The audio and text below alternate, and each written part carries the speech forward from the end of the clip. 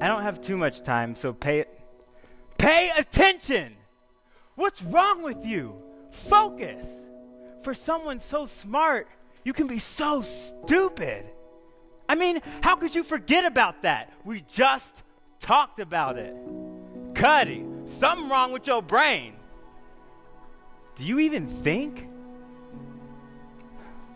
I do think, actually.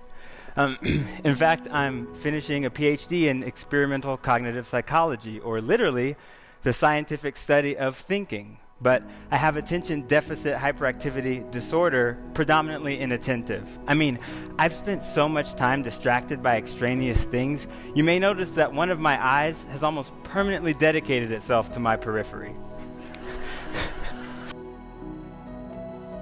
Looking back now, with the weight of years behind me, I see my school days in a different light. You see, I was blessed with a superpower, one that wasn't recognized for what it truly was back then.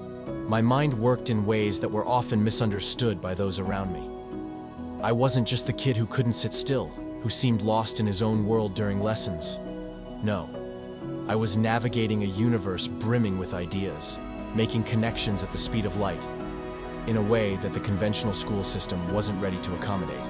It was a time when terms like ADHD were thrown around with little understanding of the sheer potential that lay beneath those labels. They called me distracted, lazy, even stupid. But what they failed to see was a mind that simply operated on a different frequency. I had a superpower that allowed me to see the world through a kaleidoscope of perspectives, to think outside the box before I even knew there was a box. As I journeyed through the educational system, it was a struggle, not just academically but socially too. The misunderstanding of my abilities cast long shadows over my school days. Yet, amidst the challenges, there were glimmers of hope. Teachers and peers who began to see the value in my different way of thinking. Moments of triumph that proved my superpower was not a flaw, but a gift. Now, as I share these memories, I do so with a sense of pride in that younger version of myself. He persevered, fought to be understood, and eventually helped pave the way for a world that began to appreciate the diversity of thought. My journey serves as a testament to the power of resilience and the strength found in embracing one's unique abilities. So, to those who feel out of step with the world around you, remember my story. It's not just about surviving the school years, it's about thriving in them and beyond, using your distinct perspective as a superpower. The world needs your unique brilliance, now more than ever. Embrace it, nurture it, and let it shine.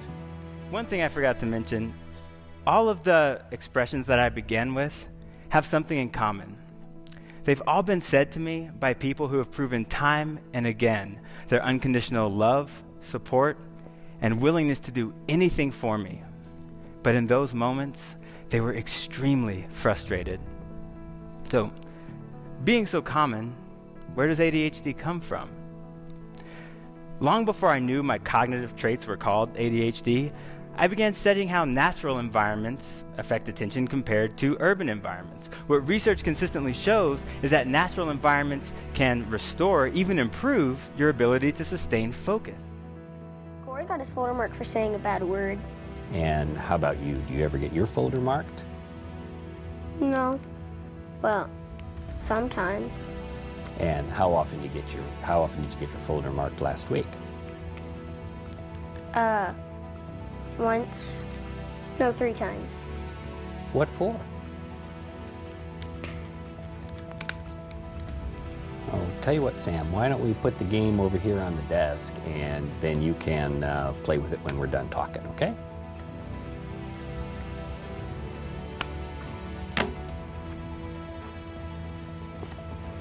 He's received several failing grades. It's such a chore to get him to do his homework, and he's developed quite an attitude about these things.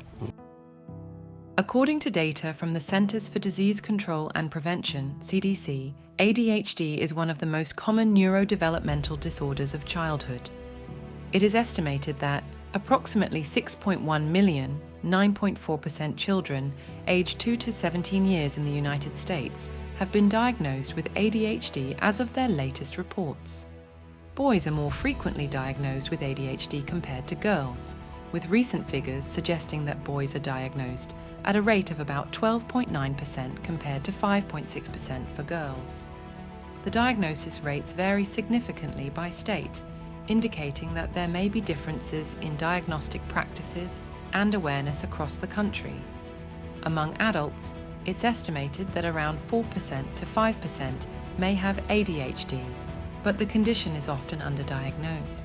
Many adults with ADHD may not even realize they have it, as symptoms can present differently than they do in children. The conversation around ADHD in America is evolving. There's a growing recognition of the need for tailored educational programs, workplace accommodations, and increased public awareness to reduce stigma. By focusing on strengths and providing the right support, people with ADHD can lead successful and fulfilling lives. Understanding the struggles of those with ADHD, backed by data, is crucial in fostering a more inclusive and supportive society. It's not just about acknowledging the challenges, but actively working towards creating environments where everyone, regardless of neurodiversity, can excel.